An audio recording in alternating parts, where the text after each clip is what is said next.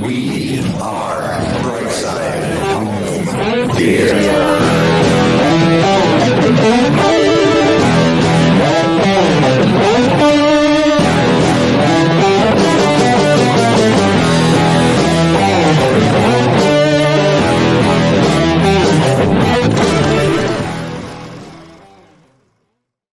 Hey, home theater nerds, welcome to the Brightside Home Theater Podcast. The Home Theater Podcast, it's all about the experiences, the sights, the sounds, the scenes.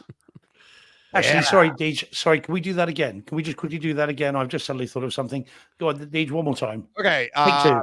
Hey, home theater nerds, the sights, the sounds, the Swifties. Hey, I somehow I knew that was coming. Oh, I'm annoyed at myself for not doing it the first time. For that really didn't. I gotta be honest, Steve. Love you, brother, but jeez, it's worth a go. It's worth a go. It's worth a go. We should have gone over that one in rehearsal. Don't ad lib. Don't ad lib. Off script again. Yeah, we got San Antonio, Ariel in San Antonio, Texas. Nice. Hey, Ariel. And we have Steve at just like, wow, early start. Glad I wandered over. Congrats on breaking the 1,000 barrier. Yep. Thank you, Steve. The early start. Today's my wife's birthday, 10/17. Pretty cool. So if you saw that on Twitter and everything, but that's why we kind of bumped this up a little bit, because I have a dinner date with Jen and I've got to get out at 6:30 so that we can make our reservations that she told me she was making as I was coming down here to the studio under the stairs. Do Pizza Hut still do reservations? I didn't think they did. Hey. I'm confused. Hey, when you are us with, we reached 1,000 followers, there comes some perks, It's like you call the Pizza Hut and they go, oh, you? Okay. Yeah. Back corner. You again. Goes on both sides, extra cheese. Living large. Yeah, stuffed crust, breadsticks, and salad bar. Yeah. What's better? Hey, Joe, you're getting shade already. There, but checkers are what? Oh yeah, check shirt. Yeah, wire patterns and all. Nice, good. All right, yeah. That's that's the problem, Joe. Your moire patterns and all. You got to have your system calibrated, buddy. I'm testing you right now. No, he's a test pattern. You're gonna mess with me. You better come hard, because it's let's see. We got lots of stuff. Oh, speaking of that, John just opening his little soft drink there. Great, nice segue, John. Just like we did. Thanks. I planned it. Yep, we did that in rehearsal. John did not go off strip. Ugh. Where are you going tonight? Yeah, exactly. He's already started with the drinks, I think. Yeah. No. 2 in the bag already. He ate some cookies or something. No. So. But anyways, yeah, when you hear that sound, not the one John just made, but later, that's where the 10:17 comes from, because it should be at the 10-minute 17 mark. Every show, you'll hear the soda or the drink open. And that's at the 10:17 mark for Jen's birthday. It's been there since chat. Used to be in the chat show. It's in this show. People have asked in the past. Sometimes it gets dropped out when I'm editing, and I'll slide something over in Adobe and it disappears, and I'll be like, dang. Most of the time because it's there now. It's like, it's in my setup. But we got a crazy group of show to this show today. Two I'm super excited about that literally should both be show titles. I'm so excited about them, but we got some news we got to talk about. We got our own news to talk about. We got, obviously, as Steve mentioned, we hit the 1,000. So for people that are paying attention, people that want to know, yep, it's all set. We're booked. We're ready to go. I got the venue ready and everything. The 24-hour podcast is off and running. I started planning it over the weekend when I saw what was coming. Just hours ago, moments ago, I realized another reason it's planned for this date. So the date is November 4th, starting at 6 a.m., 24 hours of home theater.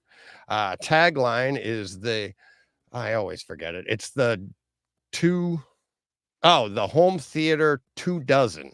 Go big or go home. I'll tell you why that is in a minute. Steve is very well aware of this one. So I was looking at the calendar and I'm like, oh, when can we do this? And you got the holidays coming. So I didn't want to get too close to that. So I was like, oh, wait a minute. Oh no, something just jumped right out at me. And I was like, I gotta do that. I have to do that. That has to be the day. So November 4th for people around the world. Yeah, that's the day we set our clocks back. So at 2:00, it's Sunday morning, Saturday night, 2 a.m., we set our clocks back to 1 a.m. and then we do it all again. So that's what Steve and I are gonna do. Steve's joining me at 1 a.m., getting up on his side of the pond at 6 a.m. We're gonna go till 2 a.m., set the clocks back to 1 a.m. and do it all again. And then we'll go through. So that's where you come up with the home theater 2 dozen. It's 25 hours of home theater talk. I was in the Patreon. We did our Zoom chat last night, and there was lots of laughing at me and giggling at me and wondering if I'm going to make it. And there were a few comments of, I can't wait to see you in the morning, falling apart. And I was like, I looked around. I'm like, does everybody think this is that hard? I was like, I'm just like sitting here. All I got to do is talk. And more than a couple of people, as I've reached out and started talking to people about it, like scheduling it, and they're like, well, you should be all right booking all of this because you could do 2 to 3 hours by yourself a couple times in that time period. I'm like, thanks. I know. So yeah, November 4th, mark the date. You can pop in and out. It's going to go down as 3 different streams because YouTube only allows 12 hours. And instead of doing 12 hours, which 25 won't fit in that, I tried to make it. I kept doing the math. It didn't work. But even if it was 24, I was still going to do 3 because I didn't want it to be like, all right, it's in the middle of the entire thing, have the stream just end on me and not get a good transition or something. So at least now I can run a little longer on one and then just make a nice transition to the other, tell everybody what to do. And then when the final hour comes, I can just be like, okay, here we go. And it's not like I'm like, oh, Todd, because Todd's doing the front and the last and the first. Todd, we're going out. And it's like, bang, and have it shut down. So but there will be 3 different streams. Those will be going up fairly soon. So you can set those as reminders. But yeah, it's going to be fun. I've got quite a few people slotted already, but listeners, anybody, it's audio and video. It's this. We're going to be doing this. So if you're willing to come on, I'll start. I can start filling in some gaps. And I'm looking at first, I was thinking 2 hours for some people, but I'm trying to limit it to like 1 hour for everybody. And then if I get enough people, I'll just keep doing that. But if I have to backfill and stuff, I can, we'll see what happens. But I don't think it's going to be an issue on booking people. I really don't. But what's this, Joe's? What's the over under on going over and by how much? I love it. I love the confidence. Thank you. That's you're probably 30 minutes. Yeah, you're probably not the first person to think it, Joe, but that's the first person to publicly say, "Oh, this is going over." Over under is 30 minutes. Yeah, is it? Yeah, on going over. What are the odds I don't make it? I don't know. We'll see. Well, there's no hard and fast rules to it. If you need a power nap for 10 minutes while someone else talks, that's not going to be an issue, surely. These things happen. That could be enough to get you through if you have to. That's fine. No you just put your mask on, your sleep mask on, sleep at the thing, and we'll take over. You'll be okay. Take over 10 minutes. I've had a few people ask if I'm going to do any like pre-recorded interviews and stuff, and I'm like, no, that's cheating. Like, that defeats the whole purpose. So like, no, I want to go the whole way. I mean, the idea is if I'm a mess at the end, that's entertainment in itself, right? If I make it, I make it. If I'm a disaster, I'm a disaster. See what happens. It's all for fun. Paramedics on standby. Yes, absolutely. Wouldn't be the first time. So yeah, so that you can reach out to me at Brightside Home Theater at gmail.com. And if we'll get that booked up. The other one, obviously, we made it to 1,000, and so I went and I did the 1,000 whole what, thing. DJ? 1,000 subscribers on YouTube. Thank you. For those that might not know. Yeah, oh, we're right on. Yeah, you're right. You're right. I told you I'm not good at this.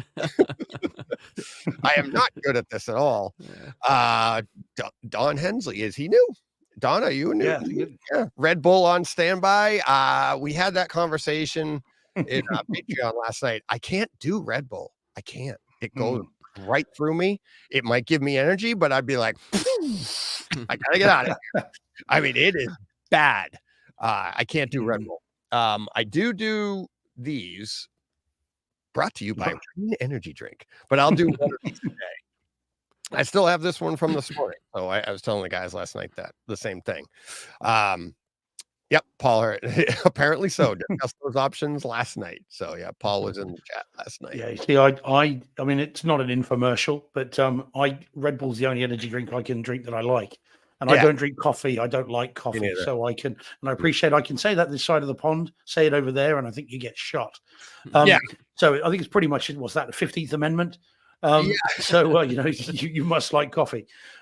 So Red Bull is the only thing I can drink. in the middle of the night when I get called to police stations, Red Bull's the only thing that gives me the kick that I need to get through it. Because I can't stand all the other energy drinks. Just not very great, not good. But yeah, never mind.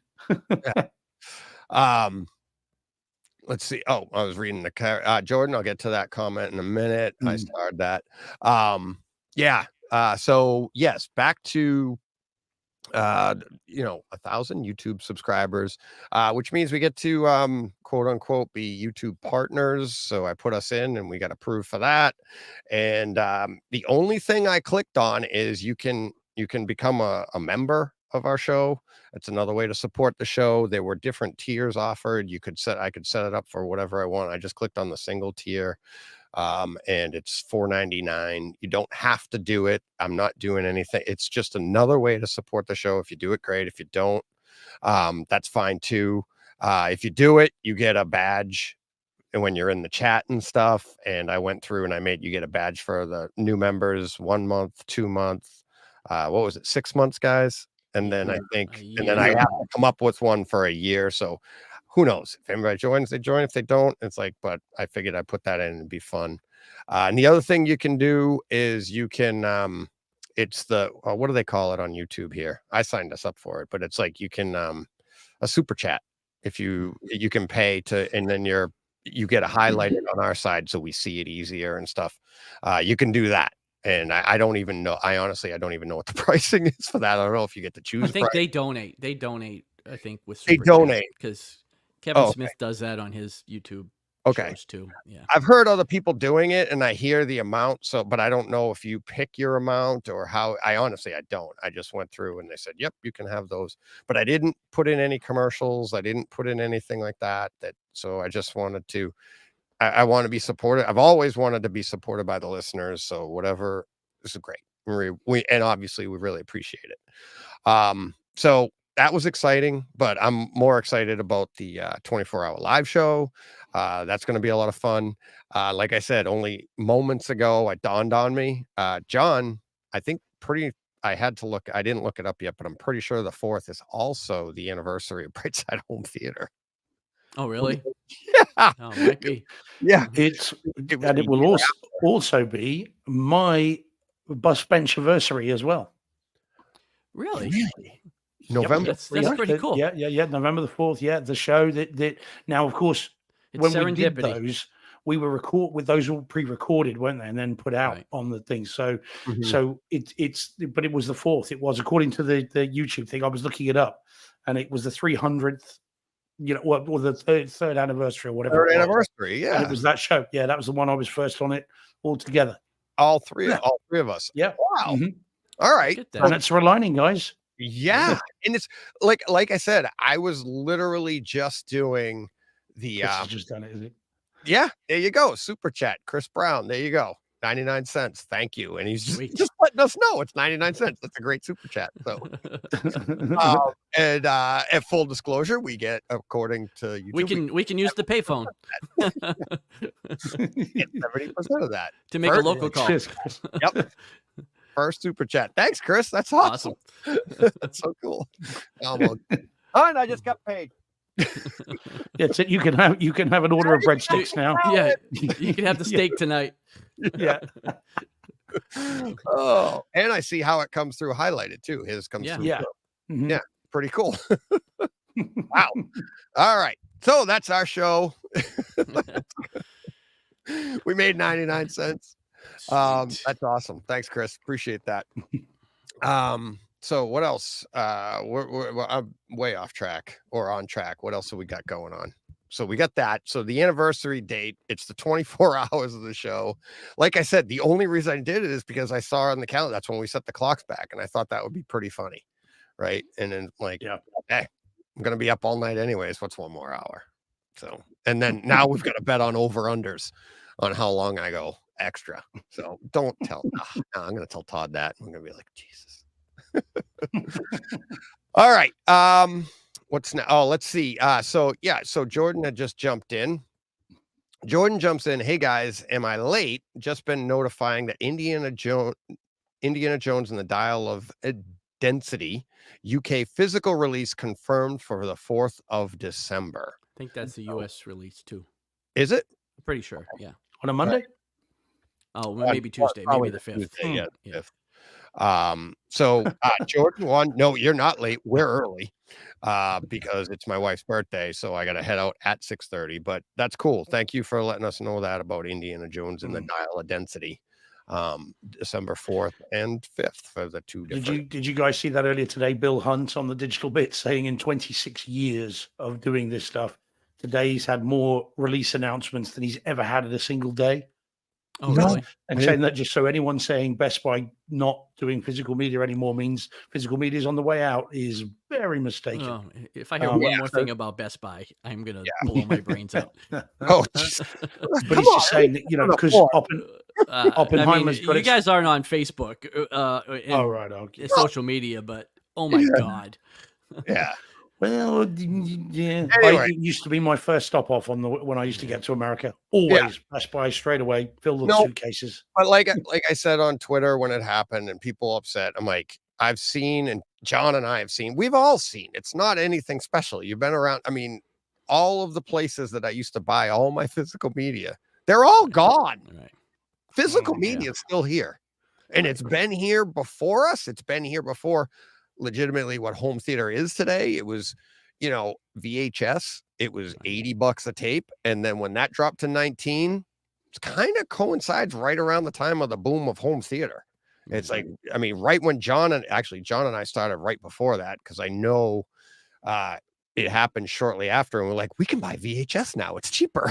Right. Instead of just renting these tapes. But yeah, it's always been around.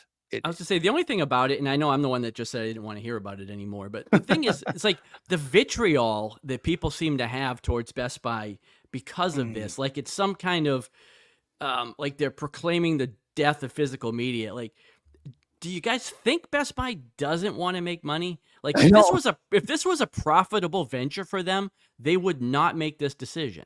So, and it's there's no other reason for it. Right. Literally none. Like I have a small business. If something doesn't sell for me, I get it on clearance and I get it out and I put something else in its space. Yeah. So the fact that so many people are just like,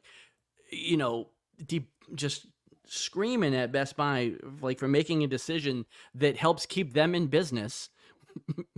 by selling more profitable product lines, it's just ridiculous. It just makes me like crazy reading all this stuff, and I don't know why I do, but I See, I I can't think I I can't think help myself. It's like watching the right. car accident when you're going by. You I think know? Best Buy But is the victim of another one of the victims of COVID because right, pre-COVID, I used to get up early on Tuesday mornings and either go to Best Buy or if it was that popular of a movie, I would rush at 6 a.m.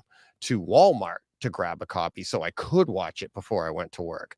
Otherwise, I just bought it at Best Buy on my way home from work or on my way to work right. and then watched it that day. But then COVID hit and everybody's buying shifted because you couldn't do it there. You had to do it this way. It was too difficult. Like you had to wait when they did open, you had to wait in your car and they would bring it out to you. When it was just easier, like the hoops you had to jump through to keep Best Buy going.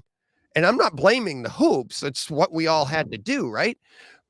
But you just go on Amazon, click, and it was at your doorstep. And then you get more and more people. How often do you see on Twitter or social media be like, it accidentally showed up a day early? It's like rolling the dice, But I mean, you do also hear, oh, Amazon forgot to deliver it or it's delayed. But both of those are rare. But most of the time, when you order it, you pre-order it, you get it day and date that it was released, which is that's what did it in. And well, I was gonna say the other thing too is most of the people here have probably seen this because it's been all over social media. But what you have to worry about is Walmart, not anybody else. Like the amount of physical media sold, Best Buy was 4%. Amazon, which you think is a juggernaut, was like 11%. Walmart, it was something like 48 or 49% of all physical media was sold at Walmart. So Best Buy going out of this is 4%. Like it makes no dent at all in the amount of physical media that was sold. Now, I think that's all physical media. So when you're probably talking about Walmart, you're probably talking about the $5 DVDs. But still, yeah, because Walmart, didn't they a couple of years ago say they were getting out of the 4K part because it wasn't profitable? And it's not in their stores. They have almost none, but online they still have it all, just like everything else. But in their stores, it's all DVDs and some Blu-ray. But I mean, Walmart, when you hear Walmart's getting out of it, then you have to worry. But and we chatted about this last night too, and Paul and I chatted after. Like Paul Hurt, he was the last one in the Zoom call, and I mean, to me, and everybody's like, oh, the demise of physical media. It's like it's like if physical media goes away, it's going to be replaced by something else. It's like it's not like all of a sudden physical media is going to go away and everybody stop making movies and there's zero content. And the only way something else replaces physical media, I hate to say it, is it's going to be better. Right. It'll have to be better. John, in all our years, has it ever gotten worse? No. It's like I would say the DVD Laserdisc, there was an argument there. That it got worse for a little bit, but it definitely got cheaper, but it was at least level, better marketing. But ever since then, it's just like everything has been. It's just look at this, and I think streaming would be. I've said it before. It's going to be the demise of physical media because it's going to get so good that the only thing left to do is to collect the boxes, and there'll still be people doing that. And that's why we have these, boutique studios and stuff coming out with the nice steel books or the nice editions, and people will collect those. And I don't worry, it's not all doom and gloom, So, well, I'm certainly going to miss it on my next trip stateside. Yeah, it's just got such an emotional thing for me. I absolutely used to love going in there, and I kid you not. Both times I went to San Francisco, you can go buy a refrigerator. Well, quite. It's just not the same. It gives me chills. It's a big carry-on. Yeah. So I literally landed, get to the hotel, drop the bags off, get a cab. I mean, the last time in San Francisco, we had a limousine take us from the hotel straight to Best Buy. Waited outside. I know. And in San Francisco, the one that we were at, we were in this Hilton hotel thing. They're like, who is this guy? We better treat him right. We're quite. But the Best Buy was in like a really kind of rough neighborhood. I mean, there's no getting away from it. You wouldn't want to walk in the streets. So we pulled up outside, and it was a Mercedes limousine. It was a proper proper job. Right. And I'm like, do you mind waiting? We'll be about half an hour. And I just ran in armfuls of discs, put, $400 or $500 down, come out with just bags full of these things, and then back in and back to the hotel. And then the next year we did a West Coast tour, and I went to about 15 different Best Buys. Just You had to buy another so it's a bag shame. to take home just to. Oh yeah, full yeah. of, Take a suitcase within a suitcase. Right. Yeah. Oh, But so I'm going to miss that. There's going to be something missing next time, And if Walmart aren't really doing them, and it's not the same somehow, having them pre-delivered to the hotel. It's just Right. not from Amazon or wherever. Right. It's not the same. I know there are people that follow me on Twitter. That's what they do. When they land in the US, they've already got the stuff coming from Amazon to the hotel room. But it's Right. not as good. It's just not the same. Yeah. I'm going to miss it. Yeah. RIP Best Buy physical media collection. Yeah, for sure. I mean, Dave, the guy that's my Laserdisc store, he was so against DVD. He didn't get on board. He was one of the people that he was touting that it's not better, it's not this, it's not that. And that to me is like that one hurt me a lot because he went out of business, and this was before texting and cell phones and social media and everything. So whoa, nice. There you We got to go. get that in straight away. Nice. Yeah, I guess Oh, it. man. You get highlighted in green. Definitely Greg, get the steak now. yeah. And you can have one drink. Non-alcoholic. No, yeah.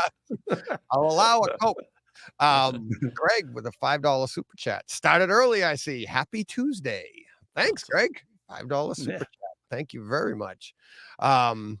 Greg, speaking of Greg, I believe Greg, this is Greg that was today's Takeover Tuesday with the Gramani speakers there. Did you guys nice. hear that? I didn't get a chance to listen. Not to a it. chance. Yeah, not yet. Oh my God. It's I went back, I edited it and then went back and I was listening to it today, and it's so good. It's like PK said something on Twitter. He's like the childlike enthusiasm. That's what it was that I had listening to him. And I think I said it on the show last week. It was so much fun, and I was so glad. It wasn't until after we were done. We chatted for a little bit after we recorded, and then he emailed me the pictures. I'd never seen it. So I was so glad I hadn't seen it, because it enabled me to have that line of questioning that I couldn't picture what he was saying. If I didn't understand it, I was like, I want to know. Right. And then he shared the pictures afterwards, and I'm like, oh man, it would have been disappointing if I was just like, yeah, I know what you're talking about. Cause all the listeners would have been like, I don't. So I felt like it was a really, really good opportunity. And thank you, Greg, for sharing that, and the $5 super chat. Appreciate it. And we've got a Joe has done one as well, which we should What's up? put in there. Joe Herzl also put in a 99 cents one as sticker. well. So Oh, nice. Super sticker. yeah. There we go. Okay. We're learning this as we go. Yeah, I don't know. By the end of it, it'll be like, all right, Brightside Home Theaters no more. They retired. Yeah. One show. Never heard from them again. Yeah, $7.98 a week. Dang. Yeah, they're just Really? sitting on a beach earning 20%. Yeah. yeah. Oh my God, it's the same accent and everything. Jeez. Oh, Alan Rickman's much better. Yeah. So I don't know where we were on that. Where were we? It goes off the rails now. Already. People start throwing money at us, and we were completely gone.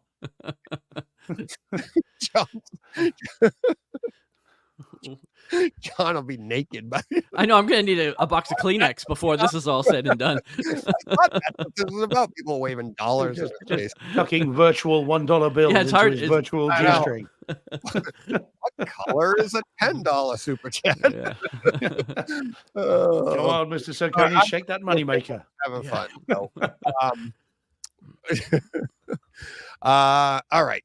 And the last thing I wanted to get to, I was talking to Nelson today. I saw the news on Youth Man's YouTube page about, did you see Zapiti's replacement? Yeah.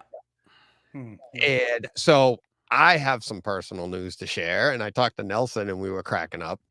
The guy in that video on Youth Man, his name, Raphael, obviously he says he says in it, the company I used to work for, Raphael's the guy I used to talk to. Oh yeah. So when I got my Zapiti, in longtime listeners will know, because I got my Zapiti in 2020, the fall of 2020. After I saw Nelson, I have featured his theater on the website, and I saw his Zapiti, and I was like, what? I'd never heard of it before, or I thought I hadn't. And then I realized, oh, I had heard of it. I just thought it was too expensive, but then I got the breakdown and was able to do it. So I did it. I had some issues because it wasn't as easy as I thought it was going to be. And Nelson gave me Raphael's number. So we talked and he helped me through some stuff, and I was having issues. And I mean, it took a little bit to resolve it, but I got it running with Raphael's help. Raphael, when the new stuff was coming out, I had reached out to him again. I'm like, these are pretty cool. How soon would they be out and stuff? So I would tell you guys and everything, and I was going to get one. And then Raphael went dark. I wasn't, Nelson got one. But I couldn't buy one. I couldn't get a hold of them, and I couldn't find a place to buy one. Johnny Speakers got one. But anyways, so what I said to, and I'll share it with everybody, what I said to Nelson, I was like, this is suspicious to me. I think this is how business is done. Is the whole entire, what is it, Revon company that came out with the Blu-ray players and everything? Was that company founded because of all this? Like, they knew this was coming, so they came out with a company that's going to make Blu-ray players. And like what Brett and I were talking about, it's like Plex is shifting themselves away from this, and they're going to, like, look, their main focus of Plex is to organize your digital media. Well, the main focus of Revon, I think that's the name, is to look, we make Blu-ray players, we make this, but then all of a sudden, oh, lo and behold, Zapiti out of business, and Revon, same company, under the same umbrella as Zapiti, oh, they have a media player now. That's not their main focus, but they got one. And oh, look at the software on it. It looks just like Zapiti's. To the point that Raphael's putting the video out going, I used to work for another company that did this. It's like, so I don't know. Zapiti's and the software for Zapiti that's coming out. Do you just get a Revon? Do you do? I don't know, but very interesting news to me that I thought, like, and that's how business happens. And like I said to Nelson, I said they do this under the advisement, and I say advisement of the lawsuits or whatever they were having because of what they couldn't keep in business. So I'm not saying they were being advised literally, but they see what the lawsuits are. You cannot do this. And so they take that and go, we won't do that. So we'll do this. And does that get them in there? So I don't know, but very interesting. See, I read something different. I don't know how true this is, but I read that it really had nothing to do with legal issues, and that one of the founders of Zapiti basically forced the company into bankruptcy. And that's why they went out of business. It really wasn't much to do with, because other than in the US, ripping those discs is legal pretty much everywhere. Yeah, so, the US is a pretty big market. Well, I know, but my understanding, at least from what I was reading, was that it wasn't necessarily because of legal issues. It was because one of the owners forced the company into bankruptcy. And if that's the case, that doesn't happen overnight. So the fact that they were planning on this a couple of months ago and had this ready for launch already is because they knew that was coming, right? Like, you don't just go out of business or go into bankruptcy in a day. You know, it takes a long time. Yeah, but why are they going into bankruptcy, and why? I don't know. That I don't know, because but that's what we were the company about. Right, that's what I'm saying. But so then basically everybody else just took their company, changed the name, and put out a new product, you know. But see, that's the thing, is like what we were speculating with when the podcast with Giles and Brett and I, it was, if this was anything else, if it wasn't lawsuits, if it wasn't other issues, then somebody just buys the company and then you just keep going as business as usual. The fact that they actually shifted this entire thing, one company goes out of business, and the exact same company is now in business as under a different name as something else, but it's doing it as a small, like Zapiti itself was the definition of Zapiti, right? That's Right. all they did was rip discs. Right. Now this new company is just that media player is just, it's like a Plex. It's not the only thing these things do. You can also Right. get this, look, I forget, not Magnavox, but whatever their top of the line Blu-ray player is, right? Magnetar, isn't it? Magnetar, there you go. Which is ironically, they bought pretty much it's like an Oppo, right? So it's basically the rebranded Oppo. So you have all of this stuff going on, and it's like, why did Zapiti go bankrupt? Because they literally had to stop selling the NAS in the United States. And it's like, how do you keep rebranding yourself but you can't make money? So they rebrand yourself as a Blu-ray player company that also sells this little media player too. So, but no ability in the United States to rip anything with that media player. You're on your own, just like Plex. There you go. Well, it's multiple other companies that do those media players also. Yeah. I mean, there's Right. Zedo, there's Dune, there's a bunch of them. Yeah, And but they're none not of facing them legal issues like Zapiti was. So no, but the two companies that had huge legal issues, Kaleidoscape and Zapiti, both had ripping players. yeah. All the other companies didn't have that. You'd have to manufacture your own version on how to do it, and now that's on you. All I'm doing is producing like, what if you're one of these companies, all I'm doing is giving you a media player that has the ability to play it. Right. I'm not telling you to rip them. I'm just giving you the ability to play a file. That's it. There's nothing illegal with that, right? So you can't Right. stop that. But the two companies that had literal legal issues had ripping players that you put the disc in, it ripped it for you and spit the disc out.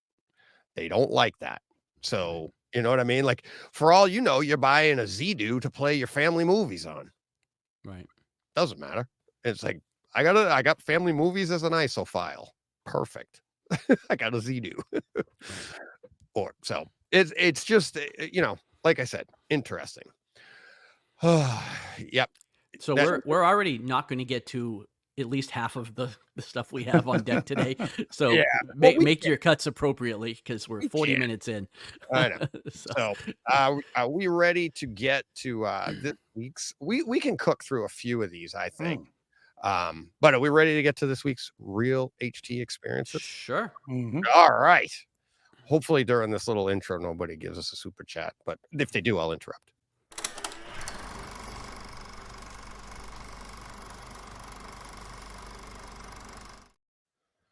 All right, ladies and gentlemen, boys and girls, put your hands together. I was expecting to come in with music, DJ. I'm a little disappointed that you didn't put more work into this. I can't. We're monetized now. What are you trying to get us kicked off? You only need like 10 seconds. No, Are you saying there's now going to be bad blood? Is that what you're saying? I think so. Yeah, That's my Taylor Swift. That's my knowledge gone. That's it. Done. That's the extent of it, huh? yeah. Yeah. All right. Well, DJ, Steve already let the cat out of the bag a bit in the intro, but yeah. So I went to go see Taylor Swift: The Eras Tour in Cinemark XD on Sunday. This show was phenomenal. Like, whether you like her or not, or whether you like her music or not, this show was unbelievable. The production value that went into this thing. And all I can say is if this thing comes to physical media in the proper way, like, if it's done well, because physical media isn't always done well. But if this thing comes to 4K Blu-ray with a Dolby Atmos track and all of that stuff, this will be a reference disc that you would show off for audio and video to anybody that walked into your theater. Like, it is unbelievable. Like her or not, a lot of people buy discs for the home theater experience. This would definitely be one to have. It was really, really good.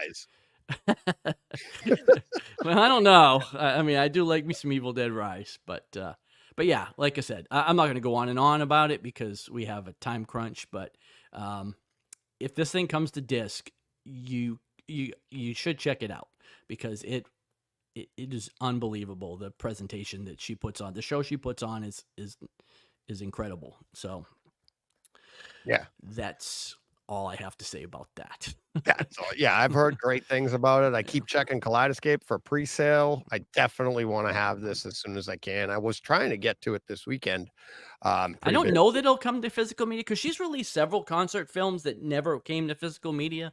They went to like Hulu and Netflix and Disney Plus, things like that. So this may not come to physical. Yeah. Now, like you and I kind of talked about very briefly, she's no stranger to putting two coins together. So I think that, it would be a no-brainer to put this out on physical media. But you could say that about any other concert she ever had too. And so the fact that those never did come to disc is, puts this into a little bit of question. But they also didn't get theatrical releases. So, I mean, this is definitely new territory.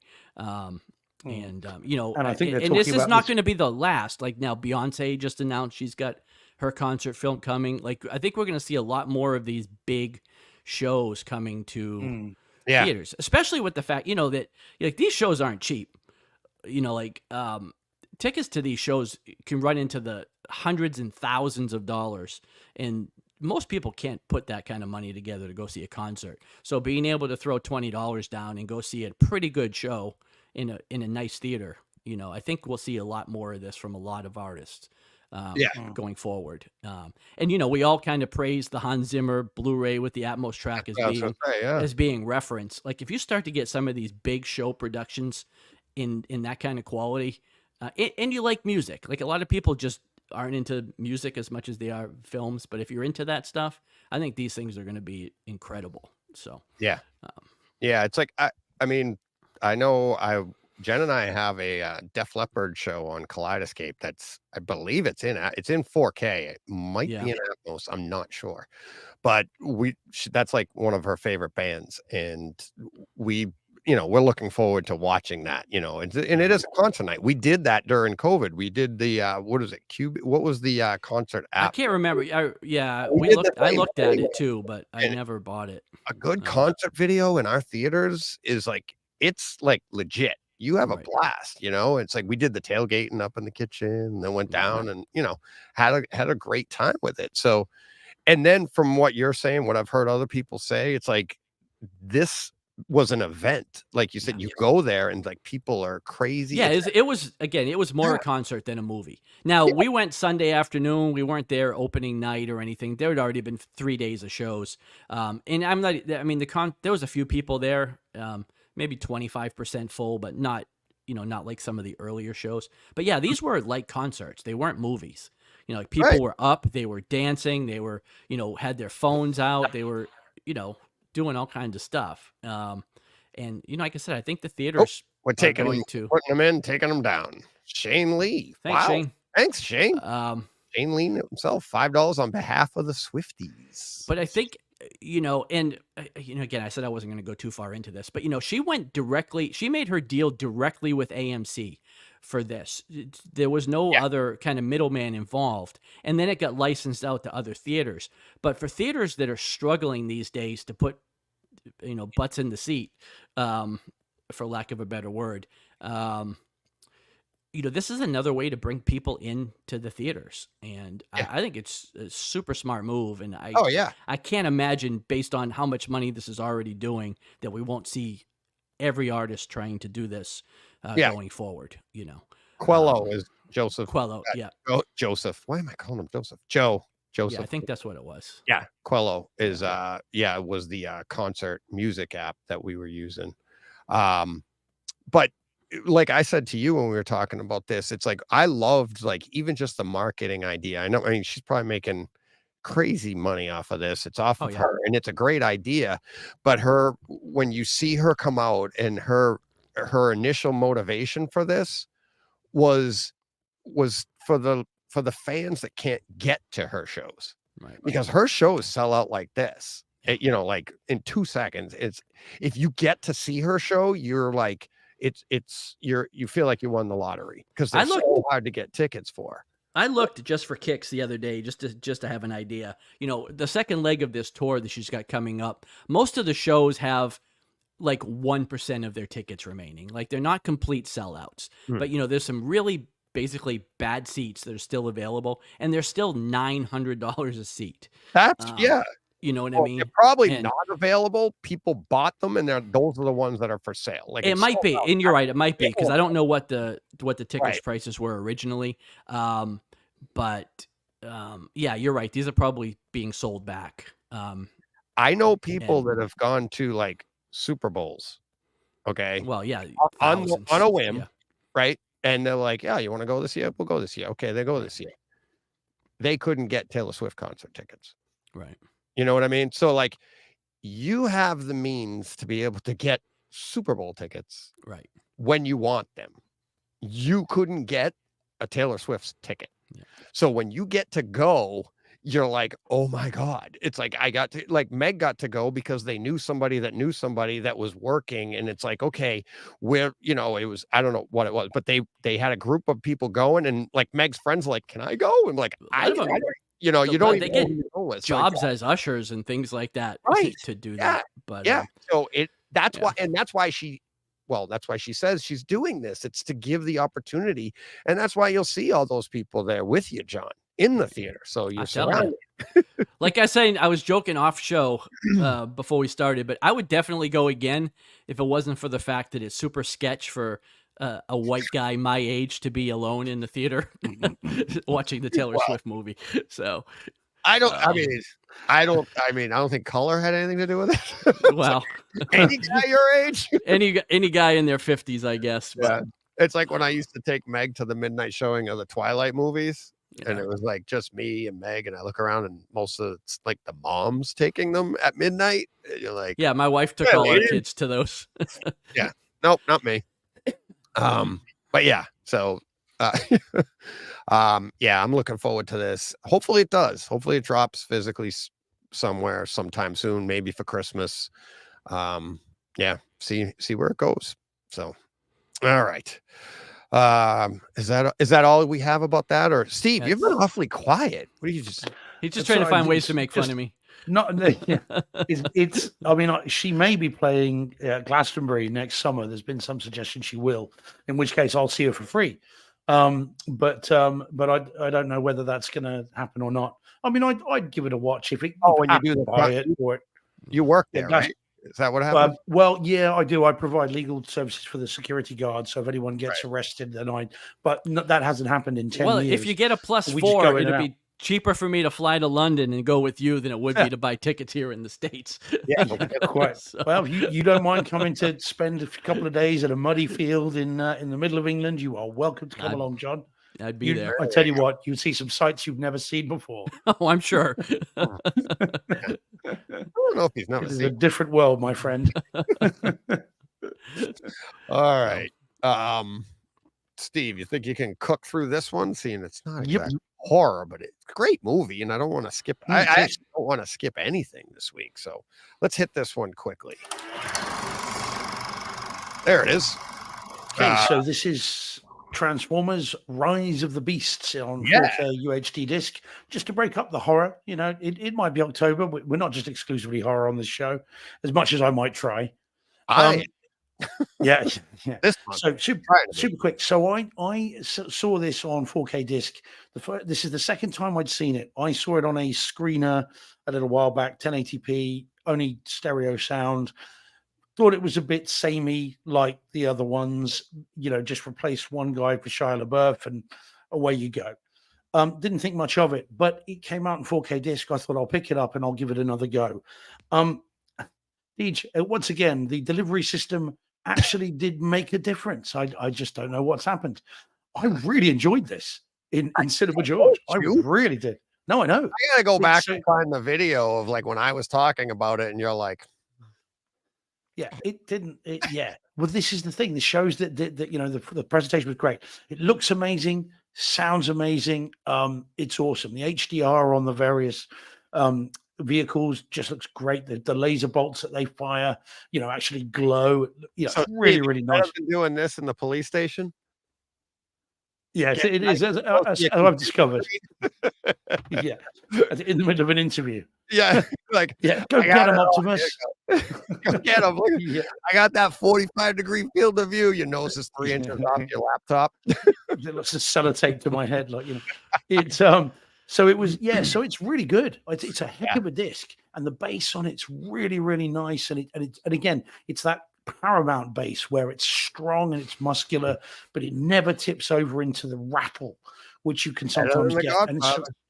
yeah, well, there you go. You watch out. We'll lose Paul Hurt. He'll go again. So yeah, no, it's really good. I recommend the disc. I really enjoyed the film. It's another one in the vein of Bumblebee. If you really like the kind of the reimagining of it slightly, then this is really good. So yeah, I really, really enjoyed it. Yeah, definitely good. So to keep it short, it's good. Yeah, it is good. It is. I think it's a good mix of the older Transformers movies and the Yeah. Bumblebee. Good, nice story, heartfelt story, great HDR, great atmo. I mean, it's just a fun home theater disc for sure. So, Yeah, all right, 100%. Definitely recommend it. yeah, all right. Next up we have. Let's see what. Oh, yeah, we got another quick one from John here. And you ready, John? Yeah. All right. So this was Coraline on 4K disc, 4K UHD with Dolby Atmos. I just got this disc the other day. I've been watching it for a while because I'd heard really great things about it. The Steelbook went on sale for like $20 the other day, so I picked it up. Man, they were right. What a gorgeous disc this is. This film looked incredible. It sounded incredible.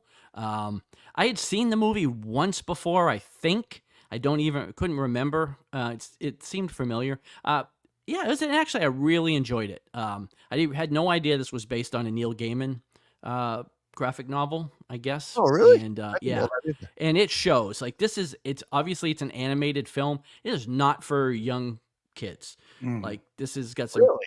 pretty rough themes to it. Have you not seen it? No. DJ? No. No, I haven't. Yeah, it's a little adultish. I mean, it's not like super over the top, but I can see where really small kids would get pretty creeped out by this. But this is, like I said, it is gorgeous. It's animated, so it just so vibrant. It in the world that this thing takes place in, it's you've got flowers, you've got things blooming all over the place, and this dream world that she's in. It just looks fantastic. So I don't know what else to say about it. If you've got a 4K player or physical media in any way, buy this disc. It is well worth it. It is beautiful. So Nice. All right. Let's see. Let me pull that down. Quickly, we have Ariel is asking DJ, what Def Leppard concert? And it is Def Leppard Hysteria at the O2. So I'm showing my phone here. I just grabbed it, pulled it up. It just says at the O2. So I think that's we went. Yeah. 8. Yeah. 9, somewhere around there. Yeah. I saw that tour back in 87, 88, somewhere around there. This is way after. It's Hysteria. It wouldn't be at the O2 because the O2 is a massive thing in London, which was the Millennium Dome. It came out will be since 2000. Yeah. So it's an hour, 45 minutes. It came out in 2018. Let me tell you. Oh, ETS Master Audio 5.1. It is 4K HDR. And I saw some clips of it. Yeah. So we were like, O2, they look awfully old. Because at first, when I read it, I thought it was O2 as in the year 22. The O. We didn't know that. So, they do look older, but it does look fun. It does look really good. And that was the one that I told you I saw at Cedia. It was playing on the big screen while I was standing there talking to Andre. And I was like, this is awesome. And he did the same thing. He pulled it up on his phone. And he's like, this one. And I was like, perfect. And I bought it right there. So, but yeah, so it's that one. Thanks, Ariel. Let's see. What do we got next? No, I don't have a touch screen. So why did I do that? All right. We ready for this one, guys? This one might take us a little while, and then we'll cook through some more to get to the final topic. But I've been excited all week for this one, so let's get right to it. Netflix, The Fall of the House of Usher in the Dolby Vision, 4K, Dolby Vision, Dolby Atmos. I've got my trusty little Edgar Allan Poe book here with all of his works. Broke that out. So I started to go through some of that. I've always loved Poe. Growing up, I don't know why, he resonated with me. And Jen and I are watching this, and I said something to her.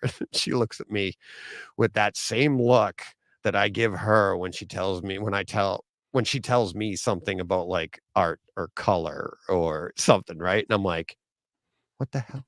So I told, did you know that Edgar Allan Poe? And she looked at me and went, I'm an English you could teacher. see the F-bombs in her eyes. Like, are you effing like kidding me? I was like, what? She was an English teacher for 20 years. I'm like, I got some news for you. This is a guy named Poe. Yeah, this is Edgar Allan. So but that's how excited I am about it. Bruce Greenwood is phenomenal. Mary McDonnell is awesome. I mean, Man, it took me a bit to figure out who she was. Oh, I knew right away. And I was like, oh, that's President such and such from Battlestar Galactica. But it took me a bit. I watched at least 2 episodes thinking, who is that woman? And the First Lady in Independence Day. Oh, okay. She died. Sorry, spoilers. I've wiped that movie from my memory. So she was, and that's how I described it to Jen. I was like, Independence Day, she was the First Lady, and she's like, oh yeah, okay. But yeah, it's that. Who's the investigator that's taught that they're having the conversation in front? I forget his name. The older actor or the younger actor? The actor or the character? The older version. Yeah, but I can't remember his name either. Casting and his voice of them sitting in the old house. Okay, this isn't a spoiler. They're sitting there talking to each other. In between Bruce Greenwood's, he's got this texture to his voice, and then I just felt like the texture in their voices were so complimentary. Like they were different, and so you're coming at it from a different perspective. It just that alone, that their voices and their conversation there. It's an amazing home theater experience. Yeah. Just listening to that dialogue and the gravelly voices and the text. Oh, I love it. The HDR. I mean, let me let you guys talk too. What did you guys think? Now watch this. I didn't like how many episodes are you guys in? I am done 5. I have 3 more. I think I might be around there, maybe one more than John. Yeah. I've done 3. I've done the first 3. Only because of you mentioning it, Deej. I mean, you put on Twitter that you're a big fan of Poe, and I thought, well, the Teletubbies are coming back, and it's Tinky Winky and obviously Lala and Dipsy, and that's fine. Then I realized that's not what you meant. Yeah.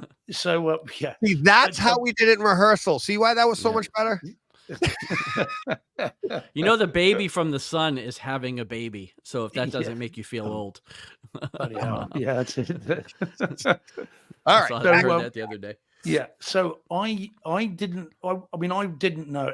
Edgar Allan Poe does not resonate with me because I never did it as a kid. That wasn't my horror fiction growing up. Mine was Stephen King, Clive Barker, even Peter Benchley, things like that. Those were the books that I was reading when I was sort of growing up. And Edgar Allan Poe isn't that big. He isn't taught in schools, certainly not schools that I went to. And so my only exposure to it is The Telltale Heart, Quoth the Raven, and that's because of The Simpsons. So literally, that was my only exposure to Edgar Allan Poe. So I didn't know what to expect of this. If you said, "Oh, The Fall of the House of Usher," I knew that was literature, but I couldn't tell you who wrote it. Okay. So I went into this only because of what you'd said about the home theater, and with some trepidation. I didn't know anything about it, and at the end of the first episode, I mean, the home theater stuff is phenomenal. I mean, there's no ifs and buts about that at all. But I thought the story at the end of the first episode was very overwrought. Everything was deadly serious. you know, I am death and everything I do dies and all my kids are dead. And it's all a bit, wow, okay, come on, guys, take a chill pill, mate, you know, relax. Might never happen, you know. But I thought, and there was a lot of information in that first episode if you don't know anything about it, and I didn't. So, and there's time periods and there's time jumps and they're going backwards and forwards. And so by the end of it, I was thinking, yeah, I don't know. Then you get the quite cool ending. But I thought episodes 2 and 3 were much better. The story is clearer. You see where it's going, I think. And it becomes, sorry to use the phrase, very episodic, but in the right way. You know, okay, something's going to happen at the end of each of these episodes, and we know what that is. And so it's good. But yeah, so I am enjoying it. I'm looking forward to number 4 or episode 4. But yeah, the home theater's just bananas on it. I mean, the storm sequence in the first episode is just like you think your roof's going to come in. We'll talk about that in a second. Let's John. Yeah, go on, John. Sorry, John. Yeah. Well, and I got a screen grab of that, like I put out. So we'll talk about that. I'll say at the risk of sounding repetitive, you know, like I said, the home theater. This is again for a streamer. This is pretty top notch. It looks and sounds phenomenal. For those that aren't aware, this is the 5th series that Mike Flanagan has had on Netflix. This is the last series of his deal with them. I have enjoyed almost all the other series more than this one to this point. Really? Yeah. I can't take a single thing away from the home theater aspect of this, but I've found it to be fairly predictable. I'm not as big of a Poe fan as you, DJ. I mean, again, I'm aware of who he is. I don't know the stories of him. My knowledge is about the same as yours, Steve. I know he wrote The Raven. I know The Telltale Heart. But I feel like the fact, and I don't want to spoil things for people that haven't watched it, but the fact that in every episode, the two of them sitting in that house foreshadow the person that is going to meet their fate at the end of that episode, I find a little bit too... hey, you don't like when they do that, like too predictable. Yeah, because it's like, okay, he has a vision. Okay, this is the one that's going to have their thing by the end of the episode. And you know, he's got 6 kids. We've got 6 episodes of something happening to one of them every episode, and then we'll have a wrap up, you know, at the end. Right. So highlights reel. But I'm intrigued to find out what the motivation is. Like Carla Gugino, I'm not quite sure how to say her last name. We never, you know, she's the thread. She's the thread through the whole series, and why? That's my thing. So like, I am intrigued by it all, and I'm not saying I'm not enjoying it in any way, because I am. But I have found Haunting of Hill House, Haunting of Bly Manor, I found both of those to be more entertaining than this. A lot of people think Midnight Mass is his best show. That's actually probably his. I like that one the least out of all of them. I would put this number 3 so far. But all that being said, I think Hill House was a banger from start to finish. Like, it was just a great series. Bly Manor, I felt the same way through 6 episodes. I'm like, okay, this is okay. But then those last 2 episodes really brought it home for me. So I'm hoping that the same thing happens here. Yeah. Because I watched Bly Manor thinking, well, this is not as good as Hill House was, you know, and now I'm thinking the same thing about this in comparison to those other 2. So I think, like, I've got 3 episodes left. I'm hoping that the last couple, I said, it really kind of nail it home for me. But right now I'm finding it a little formulaic, because you just like, they telegraph to you, you know, 10 minutes into the episode, roughly what you're going to see at the end of that episode. And I'm finding that a little bit too on the nose, you know. And you've been consistent with stuff like that. Like, we went, I mean, in our lives, like, you don't like it when they'll do a prequel and you're like, well, I know this character is going to make it all the way through the movie. So all these death-defying stunts they're doing, it's no fun. Right. Well, I hate it when a TV series, when any series shows you the ending of the show in the first 5 minutes and then wraps back 24 hours earlier. And I know, always irritates me. I don't like it. What I think could be interesting about this, and I don't want to spoil the show. I haven't gotten to the end of it, but one of my favorite parts, and what I've always been fascinated with Edgar Allan Poe, is like his stories, his his poems, his horror stuff like this, it's all psychological. Okay. So like you both know Telltale Heart, and it's like it wasn't anything. It was him. It was his heart. And I remember when I learned that in school, it's like what we're in like 7th grade or something when we did this. And I'm like, that's amazing because like when you feel guilty about something, you can hear your own heartbeat. And he made a story about that, right? And it's like, and it's fascinating. It's like the floorboards and this and that. So, what does that mean for this show, right? If you're taking Edgar Allan Poe and it's like the psychological thriller of things aren't exactly what they seem. Like, how does this work out? What are they going for here? And that's what I'm fascinated with. I was reading on IMDb, and I guess you're reading a couple of things, and they're like, oh, in episode 2, you look above the bar, and there's a crow there, which is a reference to the and there's tons of Easter eggs. No kidding. To Poe in the show. That was like me talking to Jen, like, right. Yeah, but there's tons of Easter eggs. There's tons of, and it's like now I have. Isn't his wife's name? His wife's name is Annabelle Lee, which is a big name. Yeah, and then. The name she uses on her driver's license is Clem or something like that, which goes back. So there's tons of Easter eggs, which you would expect in a show based on Edgar Allan Poe's work. Yeah, you would think there'd be a lot of Easter eggs to his work. Carla's name, that main antagonist, I guess you would call it, right? Her name is like Werner or something, which is an acronym for Raven. Okay, so that's another one that I read. So, but it to me, it's just fascinating. I love, and like I said to you earlier, John, it's like, I love how they're taking like real world stuff that's pertinent to today.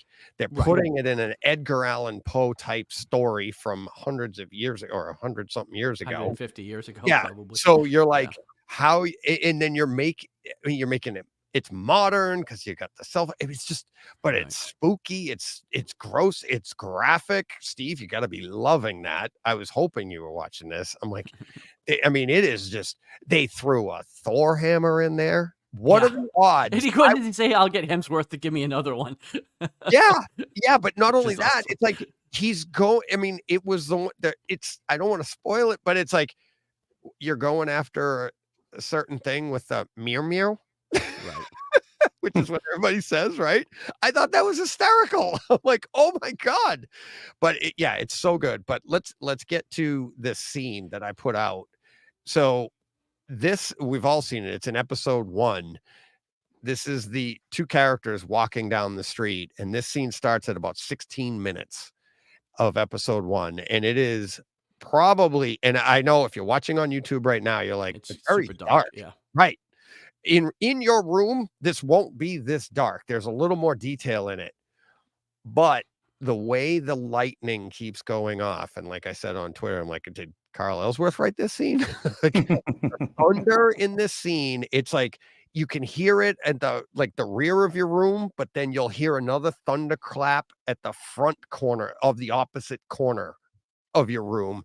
And that's just going on this entire time. But the way these characters walking down the street in the rain, thunder and lightning, and you get when they're walking down the street and it's dark, it's almost like monochromatic. It's almost black and white. There's like little to no color because it's just a dark night. But then I had to make video of this scene to be able to snap these 2 pictures, because when the lightning comes off, when you watch it real time, the vibrancy, all the color just jumps out at you, but only for like a split second of the lightning. And then it goes away. And then you're back to that dark ominous of them just walking in the dark. But there's tons of detail even in the dark. To me, it's like probably one of the scenes of the year, home theater scenes of the year, because the Atmos on this and then the HDR on this, and it was absolutely stunning. And Jen and I watched it twice while we were watching the show, and then she went upstairs and I watched it a few times and made these images and stuff. But it's so much fun, and it's a great way to show off your theater too. It was awesome. What'd you guys think? I agree. I agree. It was awesome. Again, I hate not to go back to other series, but going back to Midnight Mass, there's a similar the storm sequence at the end of episode 1, and I still go to that scene now when I want to hear something new on my system, because it is again, for a streaming show, it is unbelievable, the Atmos in that storm. And this one I felt was very similar. The other one's a little bit longer than this scene was, so it goes for a bit. But you sent me that one when it first was out, didn't you? I talked about it multiple times, and I don't know if you ever watched it, but I did watch that episode. I don't know. I didn't follow up though. Yeah. But like I said, and all of these shows that he's done have been kind of praised on here for having great Atmos effects. But yeah, this scene was pretty great. Yeah. And I mean, and there's so many more as the series goes, like all the episodes. Episode 2 is insane. Just the visuals, like I said, the gore and the detail that you're getting, it's really is just it's an amazing, home theater experience all the way through. And even in the slow parts, just looking in the background, again, all those Easter eggs like we were talking about, right? And you just looking everywhere. It's just a great home theater experience. So yeah. All right. Anything else? I think it's worth making the point that whilst that storm is really powerful and is a great scene, there are bits in every episode that actually that aren't as showy but just as effective. So the nightclub scene when you've got the sprinklers and stuff, that's all nicely kind of thing. There's some bass in the music in that, which is quite nice. Yep. And I did like in episode 3 the chimps. The noise of just little, just you can hear again discreetly in the different parts of the room. Very, very sort of soft and there, but they're almost calling to one another, and you can kind of hear them moving through. So I thought that was really nice as well. And again, to talk about you said about the two guys, Bruce Greenwood and the other chap in the room. The monologue that Bruce Greenwood gives about lemons in episode 3. That was awesome. Just absolutely awesome. Yes, so good. That ought to be in an Emmy sort of highlight reel somewhere, because that was awesome. And it looks like that's a oneer. It looks he's done that in one go. That there are no cuts in that. They did not cut away until you get the reaction to the whole thing. I thought that was awesome.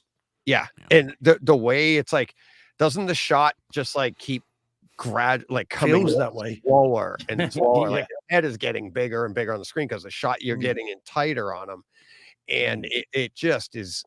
I love that. Jen and I talked about that a couple of days after we saw it, and something came up and we're like, yeah, that's what that's like. I mean, just the lemons and the way and you just go from there, and it's like, oh my God. And he has I think the investigator, the U.S. District Attorney, right? Yeah, I'm trying to find. I'm looking it up now. Yeah. It's Carl Lumley. That's who I thought it was. Yeah, So we can stop saying. Oh, and we forgot to mention Mr. Mark Hamill. Oh my God! Yeah, in this, who's awesome. He's the the courageous defense attorney. Well, yeah, kind of. Yeah, I think he's been miscast in this. Yeah, really? I think he kind of because every time he comes on screen, you're like, it's Mark Hamill, right? And you kind of then you're slightly taken out of it. I think this is stunt casting.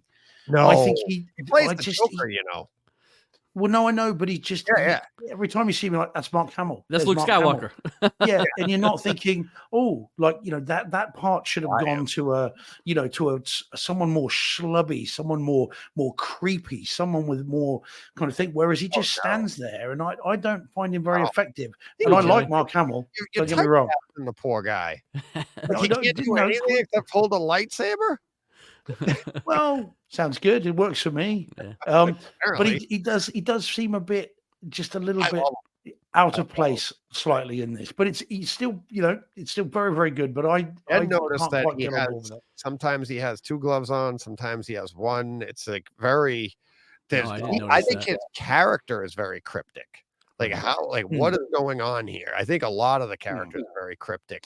Yeah, but none of this is real world. All of this is metaphysical, isn't it? None of this is.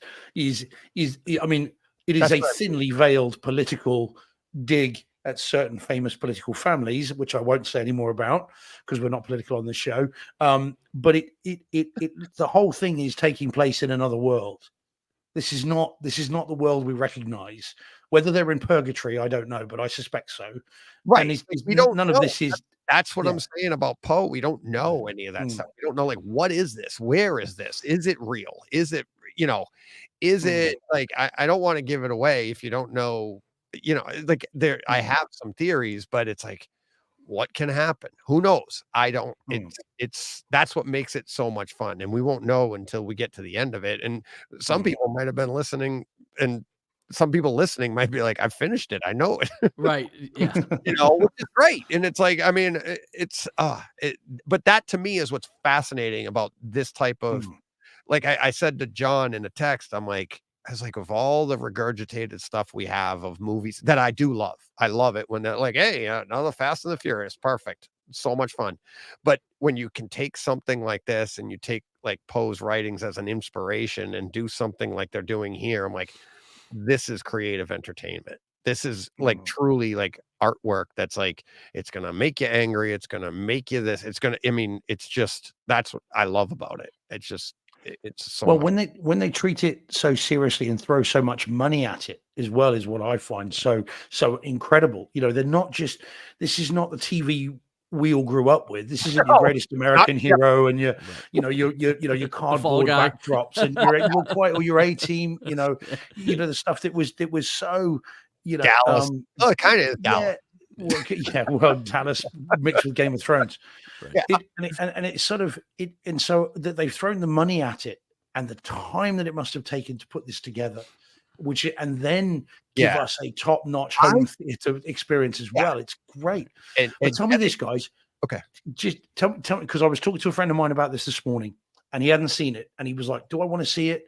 And he will watch stuff. He's got a 55-inch TV in his lounge, but will watch stuff on an iPad right now. What he will do is at night, kids go to bed, he will lie in bed with the iPad on his chest and he will watch stuff. And he was saying, so do I want to see it? And I'm thinking, I don't know if it would resonate as much watching it like that, or at all, even if you're not a Poe fan and he knows nothing about Edgar Allan Poe. I'm not sure he's even seen The Simpsons. And I'm wondering therefore whether it would go to after, if you don't know, go to The Simpsons. Yeah. Well, quite. That's it. That's the best. There's a life hack right there. So I don't know whether it would be worth recommending to someone that doesn't know much about it and is only going to see it small screen. I don't know. Well, spatial audio. So far for me, without the home theater experience, I don't know if it's compelling enough story-wise to watch. Like a great story, we're going to talk about the delivery system again, but if it's a great story, you can watch it on your iPad and it'll still be a great story, right? To me, so far, this has been more about the home theater part of it than the story. For me, it's both. But like I said, it depends on what happens in the last 3 episodes for me, because I don't know how it ends. And it could really turn, because I've felt this way before about shows. Yeah.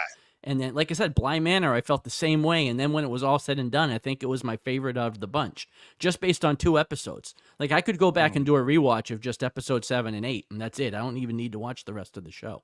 So, it depends on how this thing wraps up, I think. But so to be continued, then we need to put a pin in this one then and come back to this then when we've all seen it. Yeah, I'll be done tonight. But one more thing on home theater part though, and to get to, like you said, they're putting the money into it, but I think Netflix is also putting the research into how to stream a quality HDR and Atmos experience. Because if you put this on in your room, somebody had asked on Twitter, I think it was on Twitter, that like what volume do you watch at? And it's like, this to me, on Netflix, I can't remember the last time I had to bump up the volume to match like what a physical release would be like. And if somebody came in and this release in particular, you wouldn't know if it's a physical release or if it's a streaming, because the volume is fairly high, and the dynamics, the way they're utilizing sound. So I have to imagine that if you you can't get away with stuff streaming that you can get away with in physical. And Paul can probably talk about this. Maybe we'll add it to our conversation in the 24-hour show.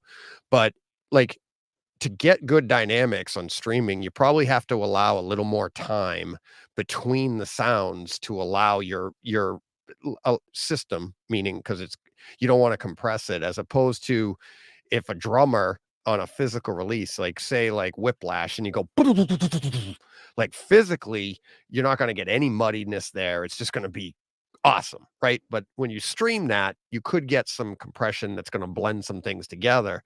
Netflix has got to be figuring out a way that it's like, we're going to hit them hard with this bass here. We're going to allow the room to reset.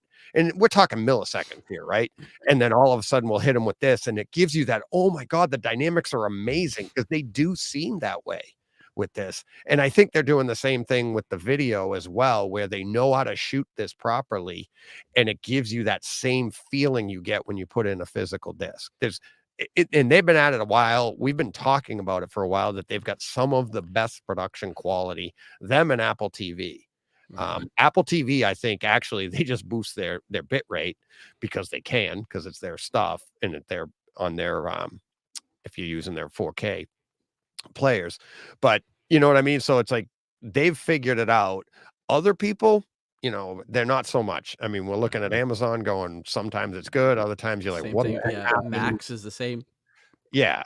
And it's like, but Max, they put their stuff out physically, and it's amazing, because that, Right. it's awesome. So you can see what they're doing. Netflix here is like, they've just nailed this streaming home theater experience. And I mean, we think about it. Why are they doing that? It's for us. Where we keep saying we're like this small niche market, but it's like they're doing it for us, because if you're watching this on your iPad or your laptop, you're not getting that what we get. So that's why I love stuff like this. And thank you, Netflix. So we got just a couple of very quickly. We've got some new people, I think, in the chat. Okay. I think Vibe Home Media saying made it to a live show finally. So hi, Vibe Home Media. Jump right in. The water's warm. And then I think Only where I'm standing. Yep. Yeah. Well, quite did that a little bit. Yeah. Stop drinking the Diet Coke, then, John. Yeah. Yep. And then we've got EZXT Tech as well. Yeah. How you doing, buddy? So, yeah. Hey guys. So welcome along. Yeah. Thank you. Yeah, and there's been some news broken in the chat here about Oppenheimer, 22nd over there. I think 21st for us, or something, or vice versa. I think it was. Yeah. So Jordan has more breaking UK physical media news. Looks like Oppenheimer is releasing physically in the UK on the 22nd of November. And then Mikey Schramm is hitting us with, looks like November 21st for the US, or for us. That would be a Sunday. It should be the probably the 23rd, probably, right? Yeah. So I don't know. I still haven't seen it. Said there was going to be math. I don't blame him. Yeah, So. No, that's it. Yeah. Well, especially with a film like Oppenheimer. But yes, I still haven't seen it. I still not got to see it. The first time I see it will be in Cinema George. Right. Never mind.